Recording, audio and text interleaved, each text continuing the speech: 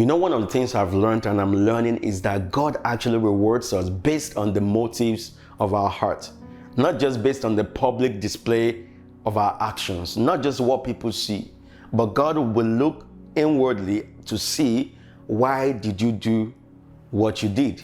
You know, the book of Matthew chapter 6 talks about things that ought to be done in secret, and that God will reward you openly. One of them is praying. So when you pray, go into the secret place, and the Lord will hear you in secret and He'll reward you openly. The action is in secret, the reward is in the open. The same thing when you give. He said, don't let your left hand knows what your right hand is giving.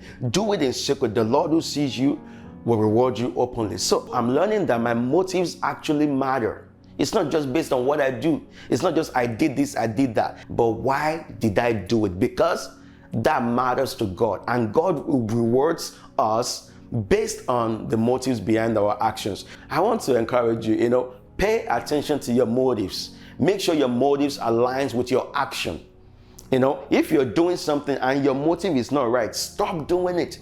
It's not pleasing to God. It is not. And I think that's why sometimes you do something, but because your motive is not right, you miss out on your reward. You miss out on the blessings because God said you didn't do it for the right reasons in the first place. God only rewards based on the motives of our heart. He searches into your heart to know why you did what you did. So motives are very important to God. One thing I often say to myself is I can fool everybody, I can deceive everybody with the public display of my actions, but I cannot deceive two people. Myself, because I know why I did what I did, and I cannot deceive God. God cannot be mocked. Whatsoever a man sows, he shall reap. So pay attention to your motive. It is important to God, and it should be important to you.